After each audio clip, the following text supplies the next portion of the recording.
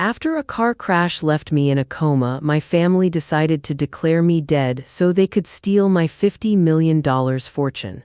They held a funeral for me and told everyone I'd been cremated. They celebrated their newfound riches, but I woke up from my coma and what I did next shattered their lives forever. My name is Emily Winters. I'm 32 years old. The first thing I remember is the ceiling, not just any ceiling. It was a landscape of sterile white acoustic tiles, each one peppered with tiny, uniform holes. A dead, silent galaxy. A machine was beeping, a steady metronomic pulse that had nothing to do with the frantic, weak flutter in my own chest. My body felt like it was someone else's, a heavy suit of armor filled with lead. I tried to lift my hand to prove to myself that I was still in control, but it barely twitched against the crisp, cold sheet. My thoughts were like smoke, forming and then dissolving before I could grasp them. A woman in pale blue scrubs came into my field of vision. Her name tag was blurry, but her smile was painfully bright, the kind people use on children and the very old. She called me sweetie. Her voice was soft, but it scraped against my ears. She told me I'd been in a car accident, a bad one. "You've been asleep for a long time," she said, as if I'd just taken a long nap. My throat was a desert, raw and cracked. I tried to ask a question: where was I? What happened? But all that came out was a dry, pathetic croak, a sound a dying bird might make.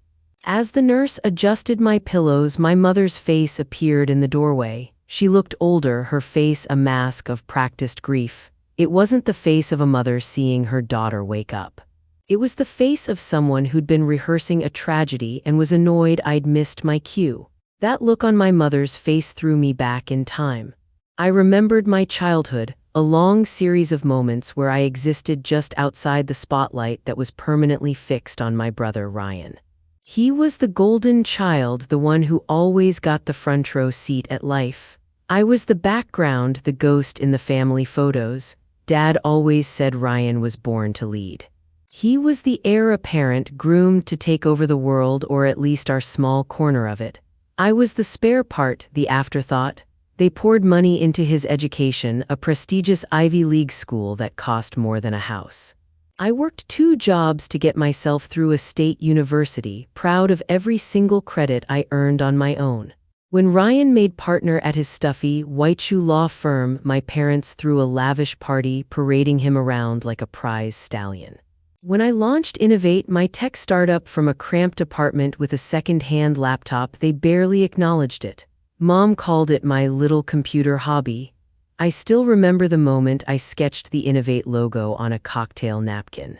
It was a clean, sharp eye breaking out of a confining circle. It wasn't just a logo, it was a promise to myself. Freedom. Now, lying in this hospital bed with my mother's sad, empty eyes on me, I felt like I was right back inside that circle, trapped and powerless, the line I'd drawn for myself completely erased. My family started visiting, but their presence felt like a performance. Dad would stand by the window, his back to me, talking in a low, serious tone about market fluctuations as if I were a failing stock. Mom would fuss with my blanket, her hands trembling slightly, her touch light and uncertain, like she was afraid I might break or, worse, wake up completely. Ryan, my older brother, was conspicuously absent. They told me he was overwhelmed but handling everything. Everything, it seemed, but visiting his sister. They deflected my questions with the same vague, soothing phrases. "Don't you worry about your company," Dad would say. "We'll sort out all the business," Mom would add, patting my hand. Their reassurances felt like threats. One night I drifted in and out of a shallow, drug-induced sleep. I heard voices in the hall, low and urgent. It was my dad and a man he called Dr. Alan Pierce, a doctor I vaguely recognized. My dad's voice was different from the one he used with me. It was hard, commanding, the voice he used to close deals. "The arrangement stands," he said, his words clipped. "No one else needs to see her. We're managing her care privately." The doctor's voice was hesitant, laced with a professional unease. "Charles, ethically," he started, but my father cut him off. "We are her family. We know what's best." There was a long pause and then the doctor's quiet, defeated agreement. That's when the deep, simmering unease in my gut turned into a cold, sharp spike of fear. They weren't protecting me, they were isolating me. A few days later, I was moved. Not home, not to a rehabilitation center, but to a private, high-end care facility tucked away in a quiet, wealthy suburb. It looked more like a five-star hotel than a hospital, with pristine gardens and tastefully decorated rooms. But it was a gilded cage, a luxury prison designed to keep me in and the world out. There was no phone in my room. The large flat-screen television was limited to a few basic cable channels, no news, no financial networks. There was no Wi-Fi, no way to connect to the life I had built. The staff were all polite smiles and firm denials. Every request I made, from asking for a newspaper to wanting to call my office, was met with the same gentle refusal. "We'll have to check with your family," they'd say, before disappearing and never mentioning it again. I tried to get through to a younger nurse, a woman named Chloe, who seemed to have a spark of genuine kindness in her eyes. One afternoon, while she was checking my vitals, I asked her if I could just borrow her phone for 5 minutes. "I need to check on my company," I explained, trying to keep my voice even and calm. "Just a quick email." Chloe hesitated, her gaze flicking towards the door as if my father might materialize out of thin air. "I'm sorry, Emily," she said, her voice dropping to a whisper. "Your family left very strict instructions. They said you get agitated when you think about work, that it's bad for your recovery." I started to fight it, to prove them wrong. I did every physical therapy exercise until my muscles screamed. I ate every bland meal they put in front of me. I smiled, I was cooperative, I pretended to be the perfect, docile patient. It didn't work. During her next visit, my mother just patted my hand and said, "It's so good to see you're not fighting it anymore, dear." The words chilled me to the bone. They weren't waiting for me to get better, they were waiting for me to give up. I knew I had to try a different approach. Being compliant was seen as submission, being lucid was seen as agitation. I decided to force their hand. "I need to speak to my lawyer," I announced one morning when my dad came for his perfunctory visit. "Not Martin Hale, the family attorney, my corporate counsel. I need to know what's happening at Innovate." My dad sat down on the edge of my bed, his expression one of paternal disappointment.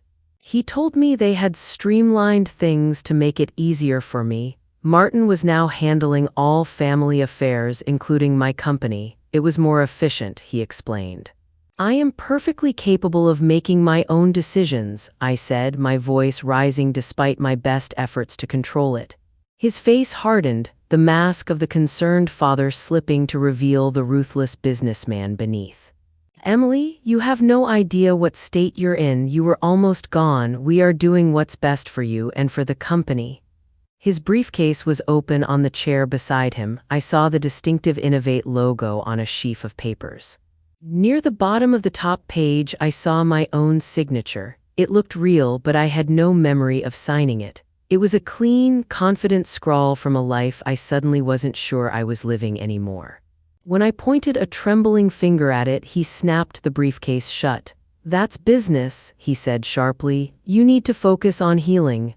The conversation was over. He had made it clear that I had no power here. I had lost. My options were disappearing one by one. Direct confrontation had failed.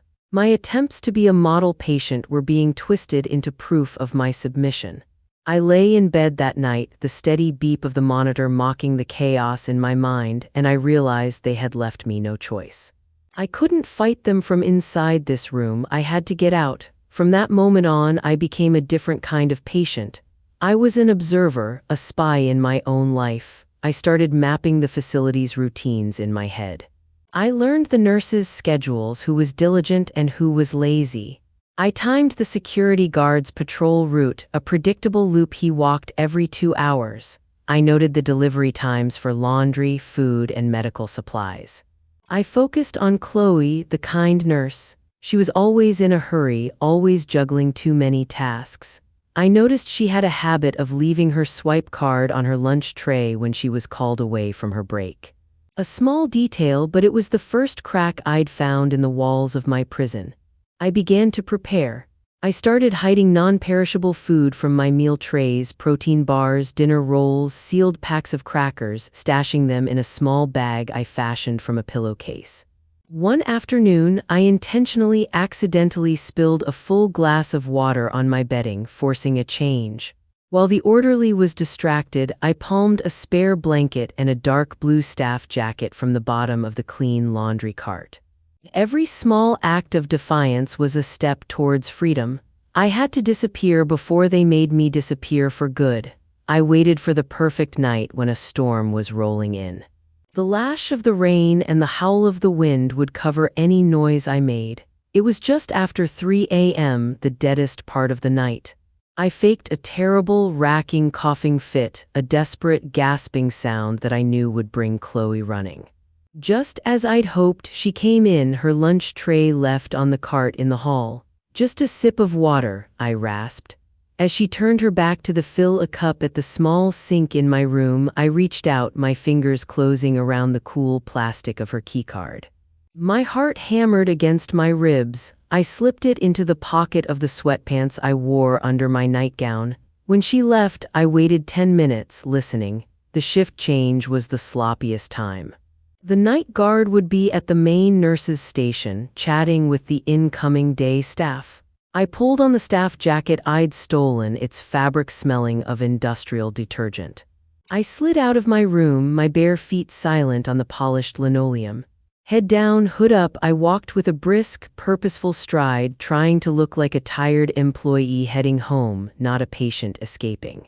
The keycard worked on the service door at the end of the hall. The cold night air hit me like a physical slap, stealing the breath from my lungs. I was out, but I was also a nobody. I had no phone, no wallet, no identification. I just walked, putting as much distance as I could between me and that place. After what felt like miles, the glowing sign of a 24-hour diner offered a fragile sanctuary. I slipped into the bathroom and looked at my reflection for the first time in what felt like a lifetime. The woman staring back was a stranger, pale, rail-thin, with a haunted, hunted look in her eyes. My freedom was terrifying. I was a ghost in my own city. My mind raced, searching for an anchor in the storm. I thought of Sarah, an old college friend. She was tough, cynical, and had always hated my family's guts, calling them gilded vultures. She lived a couple of towns over, far enough away to be safe. I found a bus station and, after a 20-minute search, a payphone that actually worked. I called her Collect. Her voice was thick with sleep, then confusion, and then pure, unadulterated shock. "Emily." "Oh my God, Emily, we thought you were dead." There were no other questions. She just gave me her address, told me which bus to take, and promised to leave cash for the fare in an envelope taped inside her mailbox. The bus ride was agony. The face of every passenger seemed suspicious. Every distant siren made my heart pound in my throat. When I finally stumbled up her walkway, she threw the door open, pulled me inside, and locked it behind us. She just held me for a long time while I shook, the first moment of genuine safety I'd felt since waking up. After I'd showered and was wrapped in one of her big, soft sweaters, she sat me down at her kitchen table with a steaming mug of tea. She opened her laptop and turned it to face me. "You need to see this," she said gently. She'd searched my name, and there it was, my own obituary published 3 weeks ago on the website of the city's largest newspaper. It was a glowing tribute, beautifully written, full of anecdotes about my brilliance and vision. It was signed by my brother Ryan. The article mentioned a tragic, swift decline following the accident. It ended with a notice of a private cremation ceremony for family only. They hadn't just taken my company, they hadn't just locked me away, they had buried me, burned me to ash, and scattered me to the wind. All with a few simple, elegant lies. Sarah left me alone with the laptop. With trembling hands, I typed my own name into the search engine. The screen filled with headlines. Tech visionary Emily Winters dead at 32. Innovate mourns the loss of its founder. My professional networking profile, my social media pages, they had all been converted into memorial sites. They were filled with heartfelt, grieving comments from friends, colleagues, and people I hadn't spoken to in years, all mourning my death. I navigated to the Innovate corporate website. A press release dated the day after my supposed death announced that Ryan Winters, my brother, had been appointed interim chief executive officer. The board of directors had been completely reshuffled. My most loyal allies, the people I had handpicked, were gone. Panic set in. I tried to access my personal email, the one I used for everything. The password had been changed. I tried my online banking portal. My accounts were locked. A message stated they were frozen pending the execution of my estate. The sheer speed and efficiency of it all was what was most chilling. This wasn't a messy, opportunistic crime. This was a plan meticulously designed and flawlessly executed. Then I found it, a society column with photos from my funeral. There they were, my family, my mother, beautiful and tragic, weeping delicately into a black lace handkerchief. My father, his hand resting on Ryan's shoulder, his face a mask of stoic grief. They looked like the perfect, heartbroken family, and in that moment, any grief I had for the family I thought I knew was burned away, replaced by a cold, hard rage. They weren't just thieves, they were performers, and I had just seen the greatest performance of their lives. I knew I couldn't fight them alone. I was a ghost with no money and no identity. I needed someone on the inside, an ally within the walls of my own company. My chief operating officer, Zoe Carter, was the only person I could think of. She was brilliant, fiercely loyal, and tough as nails, but it was a huge risk. The new company website listed her as one of the few original board members who remained under Ryan's new leadership. For all I knew, she could be one of them. I had to take the chance. Using Sarah's computer, I created a new, completely anonymous email address. I sent a message to Zoe's personal account. It was a single, coded line referencing a private joke from a disastrous business trip to Tokyo years before. Something only the real Emily Winters would ever know. Remember the sake that tasted like betrayal? I wrote. I didn't ask for help or reveal I was alive. I just added one more question. Was it worth it? I waited for a full day. The silence was a physical weight. I paced Sarah's small apartment, convinced I'd made a catastrophic mistake, that I had tipped them off. Then an email notification popped up. It was a reply from another anonymous address. The message was short and electrifying. I never drank it, been saving documents since the funeral, knew something was rotten. How are you alive? The relief was so overwhelming it nearly buckled my knees. I had an ally. Zoe became my lifeline, my eyes and ears inside the fortress Ryan was building. She couldn't act openly, but she could feed me a steady stream of information. She confirmed my worst fears. My loyal board members hadn't just resigned. They had been forced out with a combination of lowball buyouts and veiled threats. My family had consolidated total control. With the small amount of cash Sarah had given me, I took my next step. I hired a private investigator. His name was Ethan Cole, a former police detective with a cynical attitude and a reputation for being discreet and thorough. He was perfect. His first assignment was simple: get a copy of my official death certificate. He had it in less than 48 hours.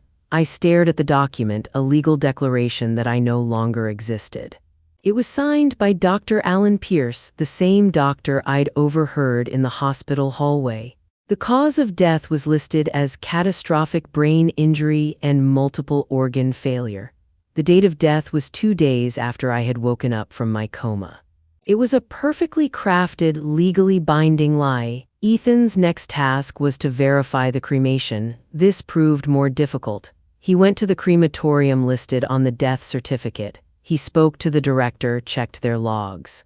There was no record of an Emily Winters ever being there. The certificate number they had on file, the one that should have been mine, belonged to an unidentified man brought in from the city morgue a week earlier. The document wasn't just a lie.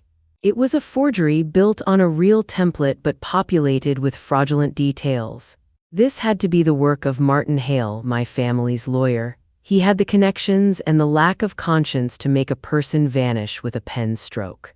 I wasn't just legally dead, I was a phantom, erased by a conspiracy of paperwork and bribes. Zoe began sending me encrypted files, internal company memos, emails, and recordings of board meetings. Ryan was on a victory tour, positioning himself as the reluctant, grief-stricken savior of Innovate. He gave interviews to business journals, talking about his solemn duty to fulfill my sister's legacy, while simultaneously preparing to sell off my most innovative and personal projects to the highest bidder. He was using my memory as a shield, leveraging the world's sympathy to fuel his own ambition.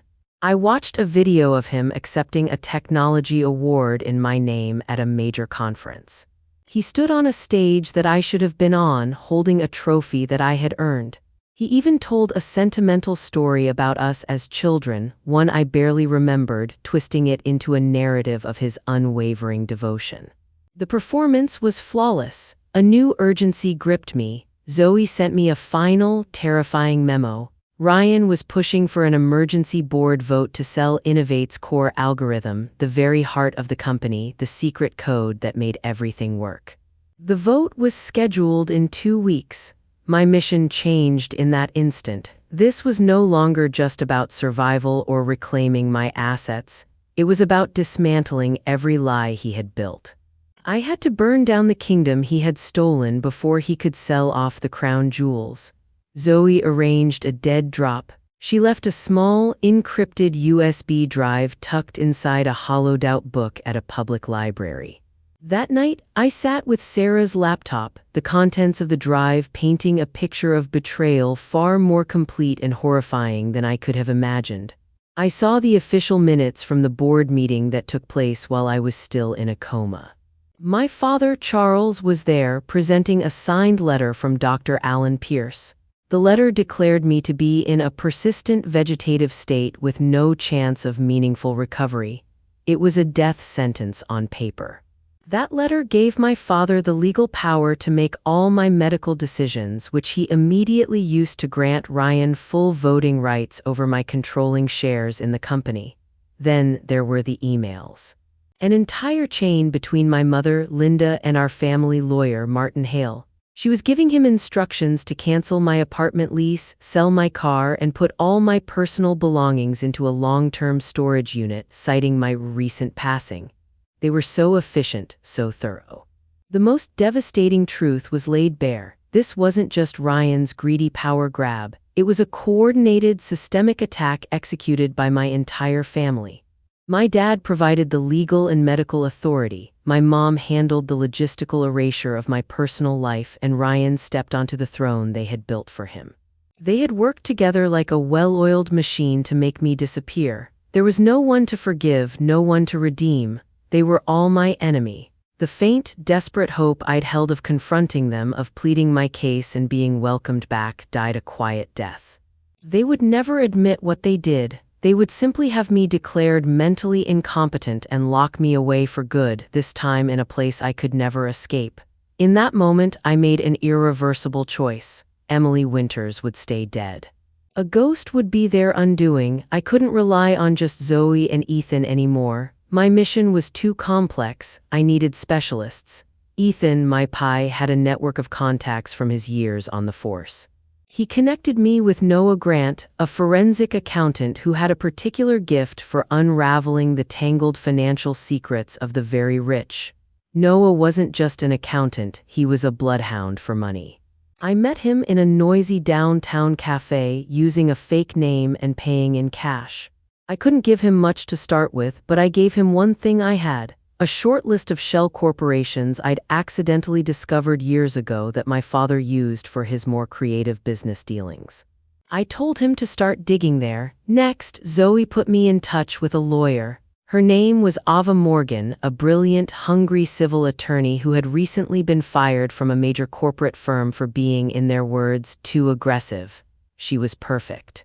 I met Ava in a discreet corner of a hotel lobby and laid out the entire, unbelievable story. I showed her the forged death certificate next to the crematorium's denial. Her eyes, sharp and intelligent, lit up with a predatory gleam. This wasn't just another case for her, it was the case of a lifetime. My team was finally assembled, Zoe, my mole on the inside, Ethan, my man on the ground. Noah, my money tracker, and Ava, my legal weapon. I was no longer a lone victim, a ghost haunting the edges of my own life. I was the commander of a covert operation, our objective solidified. We wouldn't just sue to get my company back, we would orchestrate a spectacular public execution of their reputations and their freedom. Ava began drafting the legal strategy. We would file an emergency court order to stop the sale of the algorithm, but we would file it at the last possible second during the final vote to create maximum chaos and prevent them from hiding their assets. Noah's job was to create an undeniable map of their theft, tracing every single dollar that was moved from my accounts, through their shell companies, and into their pockets. Ethan's task was to dig up something solid on Dr. Pierce and Martin Hale, either leverage to make them flip or enough evidence to bury them in their own lies.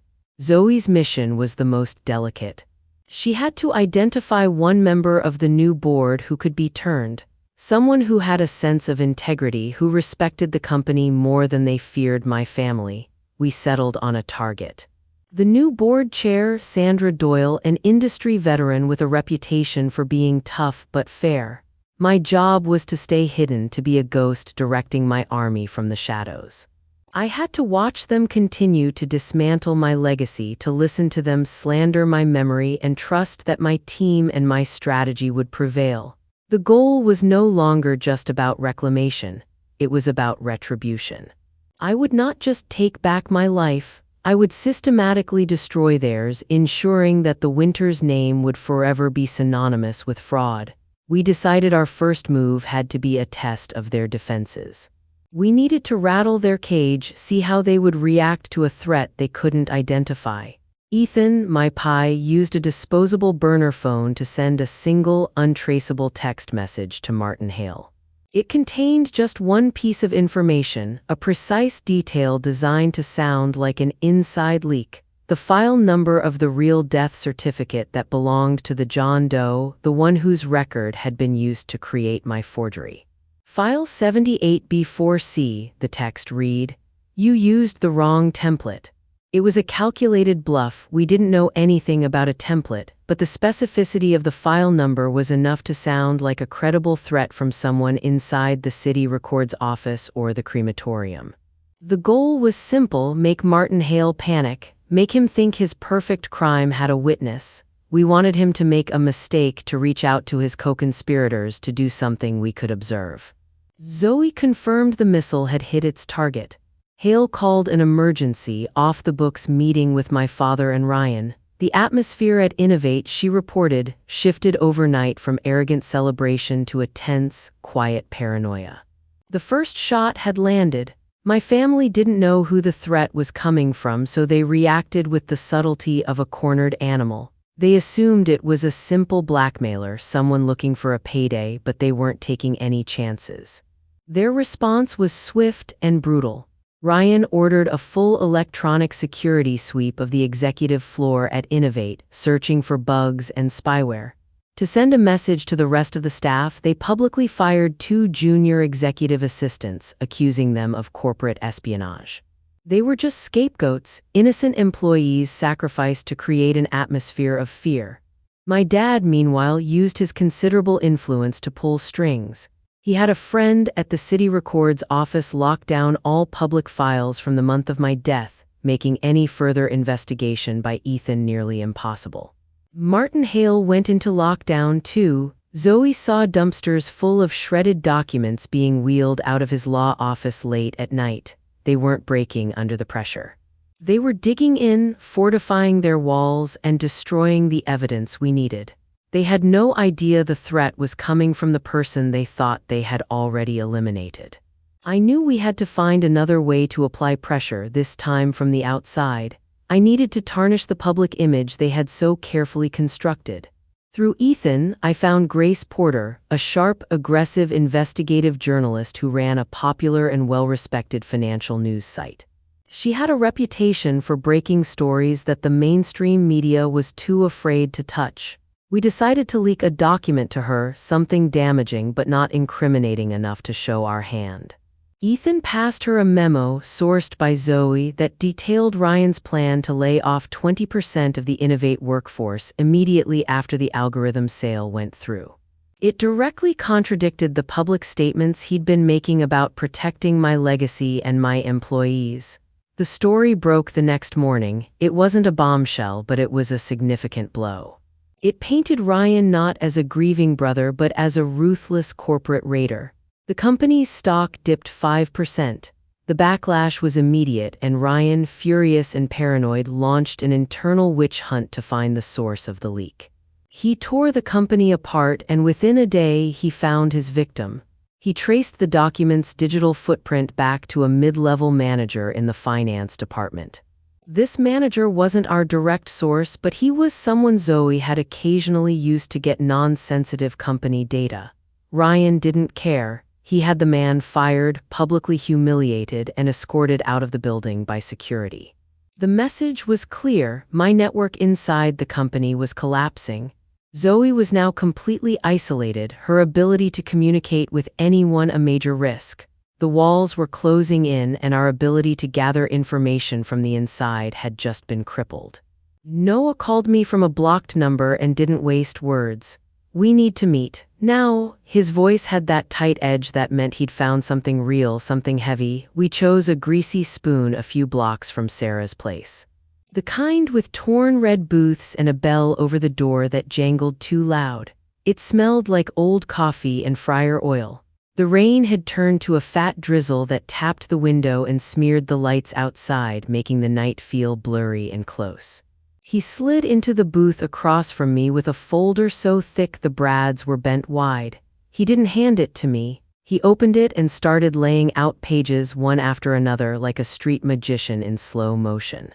None of it meant much at first, the columns of numbers, the dates, but the pattern he traced with a blunt finger was simple enough for a child to see. Money went out of my accounts, then jumped through a maze of empty companies and landed in places you don't write down if you're honest.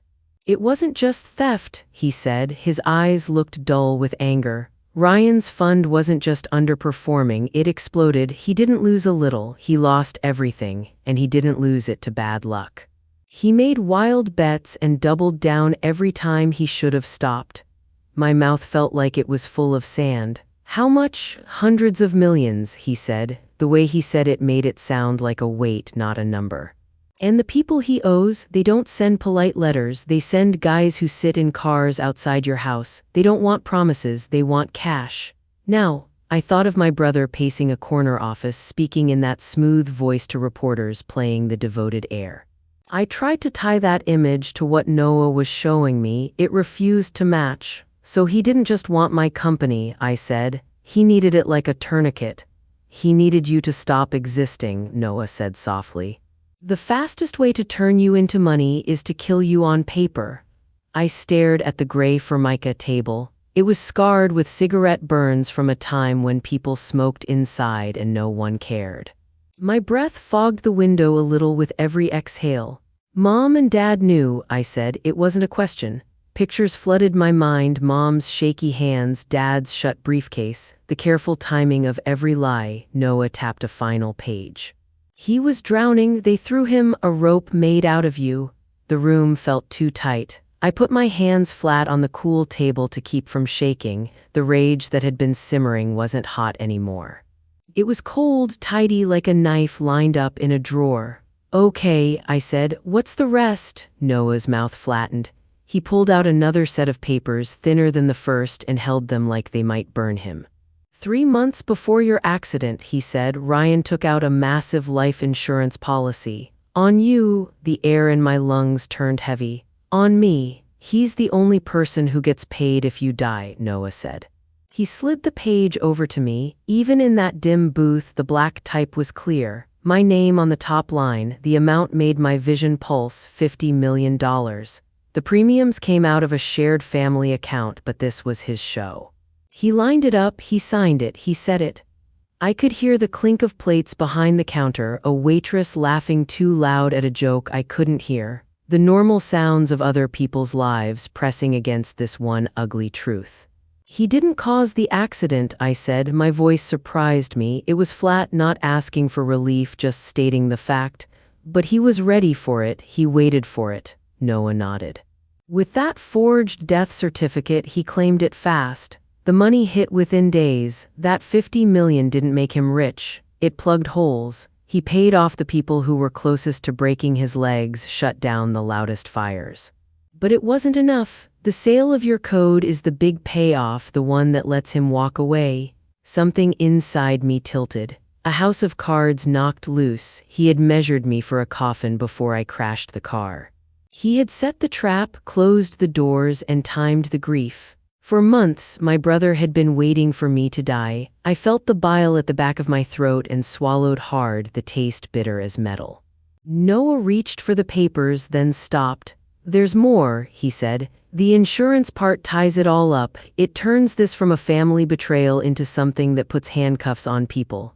I pictured handcuffs on Dad's wrists. The image was wrong. He'd always seemed so in control, even when he was doing something cruel. But I held onto it like a photograph I might need later. I folded the page with the policy and slid it into the folder like I was tucking a baby into a crib.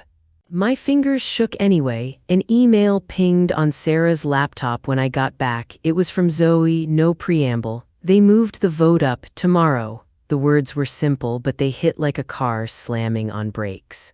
I read them twice, 3 times. Tomorrow, I typed back. Why, paranoia, she wrote. Stock dip rattled Ryan. He wants the cash before the story spreads. Buyer's a shark. If they get the code, they'll splice it fast.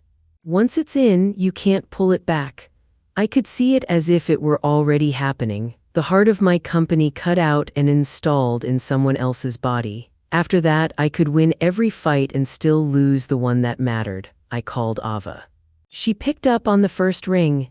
We're out of time, I said. We can't wait for more proof or a friendly board member. Ava's voice was crisp and calm. We have enough to hit them. It won't be pretty. We'll file at the meeting, serve them in front of everyone, and flood the room with what Noah found. But you need more than paper. You need a moment no one can spin. I didn't realize I was shaking my head until Sarah put a hand on my shoulder and steadied me. They turned my funeral into a press event, I said. They'll turn my documents into a smear. Ava understood before I said it. You want to go in person? The thought made my chest tight, like I was standing at the edge of a roof in the wind.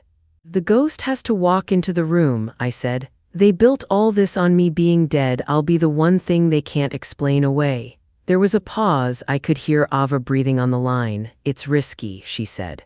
They'll try to drag you out and claim you're unstable. We'll need to control the room. I'll bring Grace. She'll be filming before security can react. Noah will be ready to screen share. Ethan can create a diversion. You'll need a way up. I thought of Zoe's keycard tucked in a book on my nightstand. She'd given it to me with a small, tight smile, like passing a relay baton no one was supposed to see. I have a way up, I said.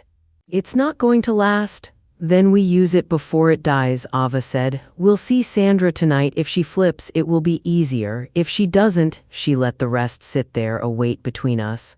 Call me after, I said. Whatever she says. I sat on the couch with the folder of ruin in my lap and watched the steam rise from my tea and disappear. The clock on the stove ticked too loud. I pictured them all around that glossy table tomorrow, talking about me like I was a name on a plaque. I pressed my thumb into the crease of the folder until it hurt. Tomorrow I would walk into the circle I'd spent my whole life breaking out of and crack it open. Ava and Ethan met Sandra Doyle in a parking garage under a hotel a few blocks from the tower. I wasn't there. All I had were Ava's words later, painted over the phone in short, clipped lines, and the echo of the place she described, concrete damp with old rain, the sharp smell of exhaust, the hum of a generator somewhere. Sandra arrived early, apparently. Ethan watched her come in from behind a pillar. Black umbrella, plain trench coat, a woman who had lived her life at the top and dressed to never be noticed. She looked at the folder before I could speak, Ava said. I could hear the anger she was trying to keep out of her voice. I started with the cremation records, easy stuff, then the bank transfers. Just the initial pass, nothing I couldn't defend if I had to. She kept her hands in her pockets, Emily. She didn't touch the papers. What did she say? Ava let out a breath. She said Martin warned her yesterday. He told her a disgruntled ex-employee was planning to throw forged documents into the meeting to cause chaos, then ask for a payout to go away. He called it a shakedown. He said he expected it would come from someone who used to work close to you. My head throbbed. He was preparing her for Zoe. He was preparing her for anyone not named Winters, Ava said. Sandra didn't shout, she didn't accuse. She just watched me while I talked like she was waiting everything I said and found it all too light. She said, "I'm sorry you're in this, Miss Morgan, but my responsibility is to the company. We need stability, we need a clean sale. I won't participate in anything that threatens that." My throat tightened. "Did she call it a shakedown to your face?" "She called it sleazy," Ava said. "She said the word like it was a bug she found on her plate. Then she told us she'd be recommending a yes vote on the sale. For the good of Innovate." The word good came out of Ava's mouth bent and broken. "She also said she was obligated to tell the board about our approach." "Did she?" I asked, but I already knew the answer. "People like Sandra don't bluff about rules." "By the time we got out of the garage, Dad knew," Ava said. The word Dad felt strange in her mouth, and hearing it from her made my skin crawl. "He called Hale, Hale called Ryan." "I know because Zoe sent me a screenshot of a group text to the board asking everyone to arrive early and be ready for disruptions." I stood up and paced Sarah's narrow living room. The floorboards creaked in one spot near the window, the sound like a tiny complaint. "So now they're forewarned," I said. "They built the walls higher." "They still don't know you're the one coming," Ava said. "They think they're getting another memo from a manager with dreams of a payoff or a lawyer who wants attention. They won't be ready for your face." I stopped at the window and pressed my forehead against the cold glass. The city looked like a map someone had drawn in neon lines. Cars slid along the wet streets with the hiss of tires on rain. "Good," I said. The word didn't feel right. Nothing did. "Let them aim at a ghost. They built one for me." "I'll use it. Sleep if you can," Ava said, her voice going softer for the first time. "Tomorrow is going to be loud." After we hung up, I stood there for a long time, watching my breath make small fog circles on the glass and fade. The door to Sarah's bedroom was cracked. I could hear her soft shuffle as she turned over, the whisper of the sheets. The folder sat on the coffee table, a dark rectangle in the low light. I thought of Sandra walking into the garage with her umbrella, her mind already made up, telling herself she was saving a company by stepping on its heart. I thought of Mom on a morning show, crying into a camera, polishing a lie until it shone. I thought of Dad in a hallway, telling a doctor what to write. And Ryan with a pen 3 months before my accident, signing papers that put a price on my life. I wrapped a blanket tight around my shoulders and sat on the edge of the couch until my back ached. My body wanted rest, but my mind ran a loop of the last year like film clicking on a reel.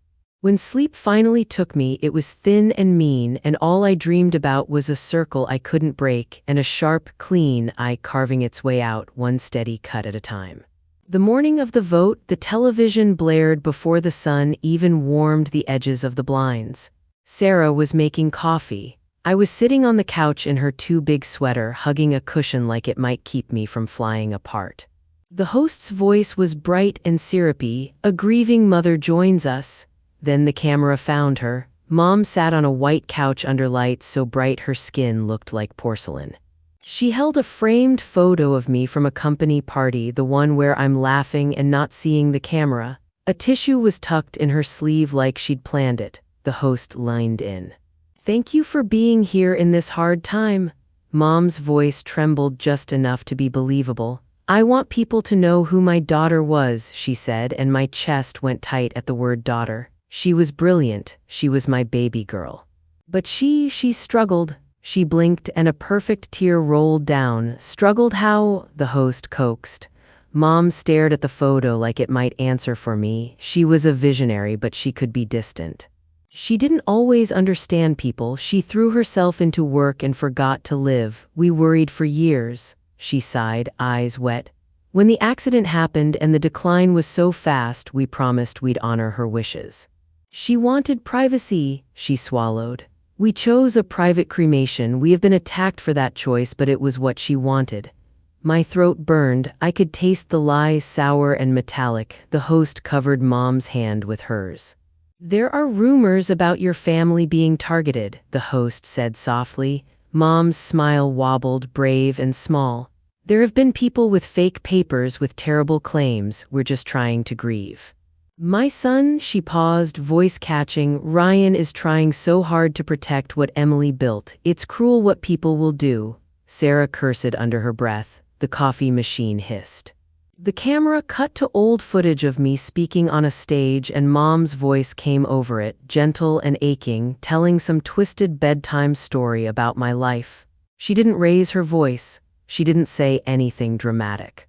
She didn't need to. The picture she painted was simple. A family under attack by shadows, a daughter too fragile for the world, a son holding up her legacy with shaking arms. I watched and felt something inside me sink. It wasn't just the lies, it was the way she used the parts of me only a mother should know, the nights I stayed late, the times I canceled plans, the way I messed up holidays by checking my phone. She sanded off the truth and held up a smooth, soft lie, and the world ate it up. The phone on the coffee table buzzed with news alerts calling her brave and heartbreaking. The comments bar at the bottom of the screen scrolled with hearts and prayers. Sarah muted the television and turned to me. We'll burn them, she said, like a promise. I pressed the heel of my hand against my sternum to ease the ache. It did nothing. I couldn't cry. The tears felt stuck somewhere behind my eyes, frozen. I heard Mom's voice even through the mute. I heard the lullaby she used to sing when I couldn't sleep as a kid, the one about a river and a boat that never tipped. Funny how even that felt like a trick now. It wasn't a lullaby, it was a spell to keep me calm while the house filled with smoke. Zoe called an hour later, voice flat. They just put me on leave, she said. Effective now, access cut. No reason given. I closed my eyes. Are you okay? I will be, she said. They think I leaked the memo. They're wrong, but that doesn't matter. My card might work for service areas for a few more hours. After that, it's dead. Thank you, I said. It felt small for everything she'd risked. After I hung up, we looped in the others. We did it over a messy chain of calls and messages, like a ship's crew yelling across decks in a storm. Ava's voice was steady as a metronome. We still have a case. It will be a street fight, not a parade. We can file at the meeting and hand them the papers when everyone is watching. Grace will be there to film, but the sympathy is with them. They're going to scream that we're monsters. They might try to run, Noah said. I could hear shuffling in the background, like he was still printing things, still building his wall of truth. If they sense the scale, they'll move money and people fast. The minute that vote goes through, the code is gone. After that, even a win is a loss. Ethan cut in. Security is doubled. I've done my homework. There's a service entrance used by vendors, coffee carts, office supplies. The main team will respond to noise in the lobby. If I create a distraction, we can thin the top floors just enough. I looked at the television. They were doing an in memoriam segment, my face floating between a quiet musician and a local hero. The edges around me were soft and glowing. I don't need more time or more sympathy, I said. My voice sounded odd in my own ears, calm and something else, something sharp. I need to be in that room. I need my face to be seen. Ava didn't try to talk me out of it. Then we plan around your entrance, she said. Grace films the second you open the door. Noah shares his screen when I give the cue. Ethan pulls the guards downstairs for 5 minutes. 5 minutes is all we need to set the stage. After that, truth has to carry us. I packed like I was going on a trip, a cap, a plain mask that could have belonged to anyone. The dark jacket with no logo, a pair of sneakers that didn't squeak. I tucked Zoe's keycard into a small zipper pocket inside my sleeve and tested the feel of it, the click as it slid in and out. I tucked the copy of my forged death paper into a folder, even though I knew Noah would beam a cleaner version onto a screen. Paper felt real in a way pixels don't. Sarah hovered, trying not to ask the question that was making her eyes shine. I hugged her and let her hold on as long as she needed. "I'll be back," I said, even though I didn't know what back would look like by nightfall. When it was time, I braided my hair tight and tucked it under the cap. In the bathroom mirror, a delivery worker looked back at me, tired, rushed, invisible. I practiced 3 sentences out loud until my voice stopped wobbling. Then I put the mask on and left. Ethan met me half a block away from the tower. The wind knifed between buildings and made my eyes water. The glass front of Innovate threw back a cold reflection of the city. People moved in and out of the revolving doors with the slack faces of office life. No one looked up. "You ready?" Ethan asked. "No," I said and smiled under the mask. "Yes." He nodded and tapped his phone. "On my go," he said. "Count to 20 after you see the guards run." He slipped his old badge wallet into his pocket, the kind of prop that works because it looks boring, and walked away with the stride of a man who belonged. I waited in the shadow of a column by the service bay, holding a paper cup and a bag like I was delivering fuel to people too busy to eat. A horn blared out front, then shouting. Then 2 guards jogged past the bay toward the lobby like firefighters late to a call. I counted. At 15, I couldn't wait anymore. The side door was heavy and sticky, painted a dull gray that had seen better days. The hallway beyond smelled like old mop water and burnt coffee. A man in a vendor polo was wheeling a cart of cardboard boxes and didn't look at me. I didn't look at him. The service elevator protested with a groan as the doors closed. My hand shook as I slid Zoe's keycard. The light blinked from red to green like the smallest miracle. I rode to the 39th floor and took the stairs, counting the steps to push down the wheeze in my lungs. The hall up there was quiet and thick with carpet that swallowed footsteps. Voices hummed behind a double set of smoked glass doors. I could hear Ryan's tone before I could catch his words. Smooth, charming, certain. He was finishing a pitch. I recognized the cadence. I'd taught him that rhythm when I coached him through his first investor meeting years ago. The thought made my stomach twist. I wiped my palm on my jacket, pushed the door, and stepped inside. Every head turned. The room was a long shine of wood and steel and money, the city spread out beyond the floor-to-ceiling windows like a toy. Ryan stood at the front, a slide frozen behind him, numbers, logos, promises. Dad's face went white like someone had pulled his plug. Mom made a soft sound, a small animal noise she couldn't swallow. Martin Hale's mouth popped open and didn't close. "I vote no," I said, my voice carried clear and steady, no microphone needed. "On the sale." Ryan reacted first, always the quickest whip in the room. "Security," he snapped, pointing at me like a game show host picking a contestant. "Get her out of here, this is a sick joke." The doors behind me opened again. Ava walked in, calm as a storm front, a neat stack of manila envelopes in her hands. Beside her, Grace held her phone high, the red dot lit, live to however many thousands of people had their notifications on. "We're already live, Ryan," Grace said and panned the camera across the table, catching faces, catching fear. "Who are you?" Sandra asked. Her voice was clipped, steady. Her eyes were flicking between my face and the photo of me she'd seen in a dozen articles. I watched the moment she matched them. She swayed and grabbed the chair back, just a breath. Ava walked around the end of the table and set a packet in front of Dad, then Ryan, then Mom. "You've been served," she said quietly, so the words landed like a private blow even though the whole world could see it happen. She set a packet in front of Martin, who flinched like the paper might bite him. The screen behind Ryan flickered and the slide vanished. Noah's face appeared in a small box in the corner of a new image, my forged death paper on one side, a real city record on the other. "Good morning," Noah said from whatever hole he'd tucked himself into. He sounded like he was greeting someone in a grocery line. "Let's talk about what's real." 2 security guards pushed through the doors, but Ethan was with them, breathless and animated, waving a laminated card and saying too many words too fast. Grace's camera caught the push and the pause. They hesitated in that doorway, looking from Ethan to the sea of faces to the small, cool woman in a cap who didn't look like trouble. Noah highlighted the signatures that didn't match, the dates that twisted on themselves, the missing log that proved the burn never happened. He didn't drown anyone in numbers. He didn't need to. The images did the work. The stamp that made me a ghost on paper glowed on the giant screen like a black hole. Dad found his voice. "This is nonsense," he said. "It's a stunt. Turn that off." "It's already everywhere," Grace said, not taking her phone off him. "Wave." Ryan tried a different tack. "Even if this person is who she looks like," he said, "not saying my name like that would keep me from being real. She's not well. Look at her. We've been warned about an unstable imposter."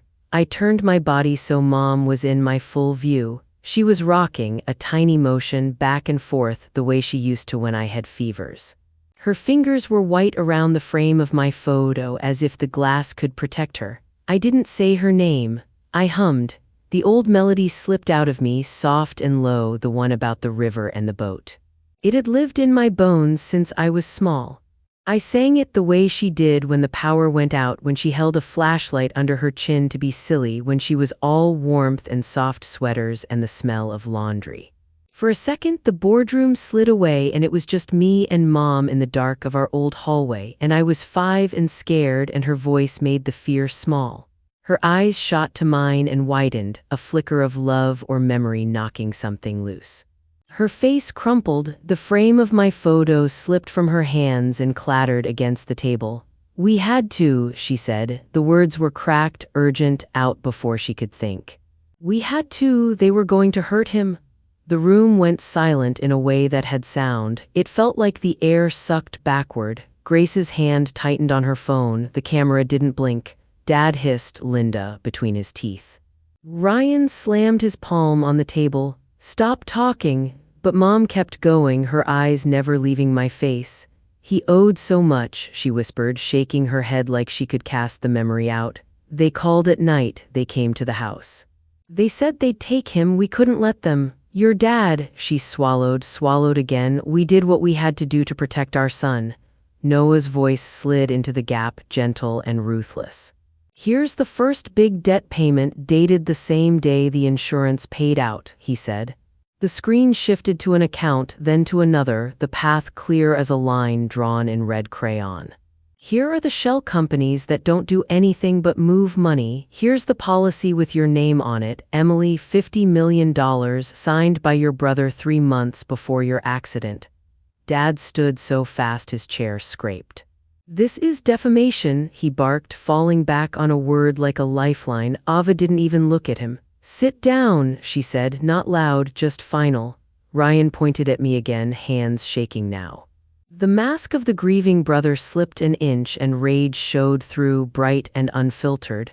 "You don't get to walk in here and I didn't die," I said. Sounds simple, felt like a bullet. "You made the world think I did.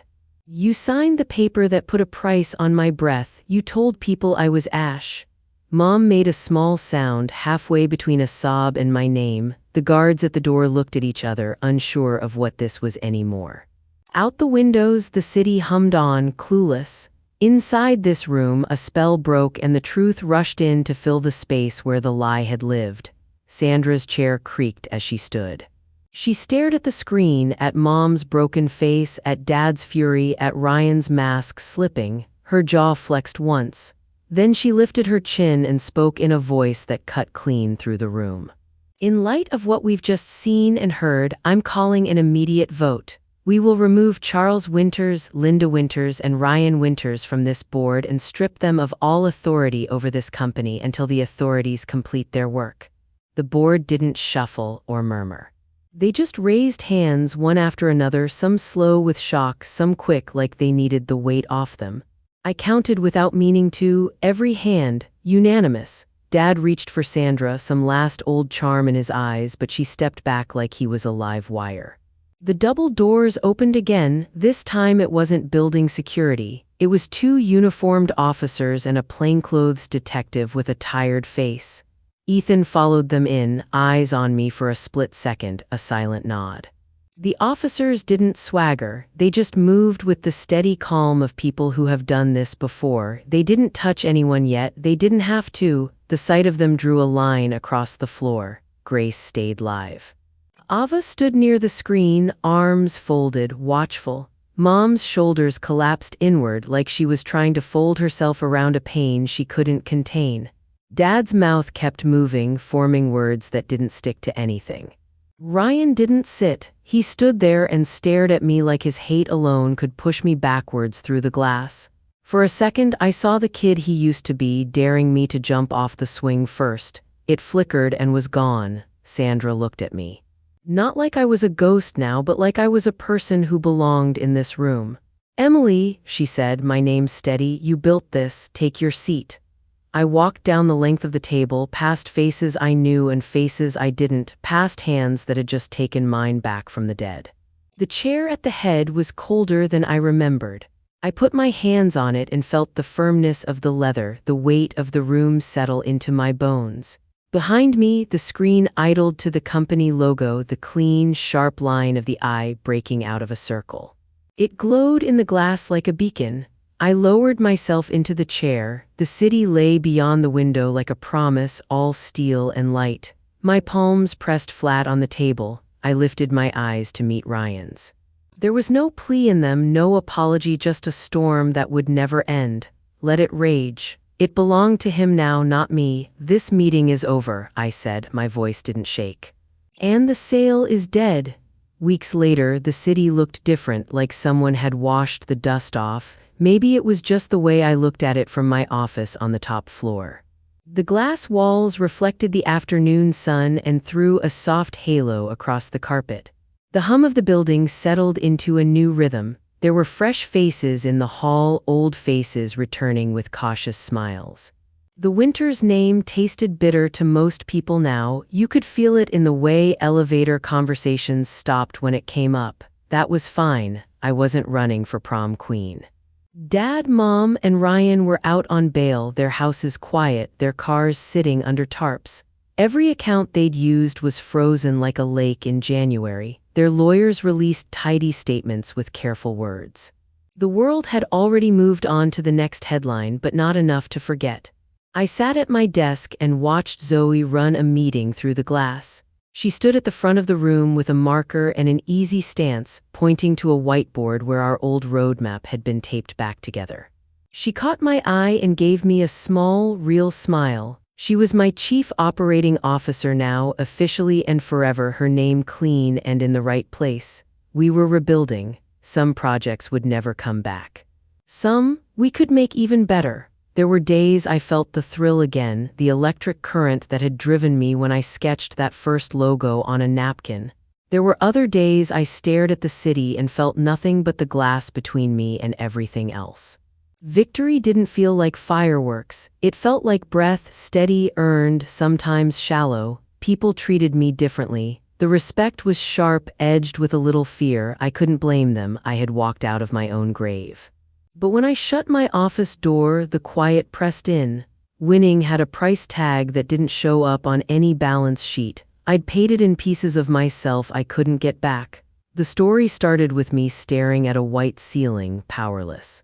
It ended with me here in the chair everyone had tried to steal. The contrast was sharp enough to cut. Power, control, clear lines, and yet the echo was still there, the thin hum of isolation.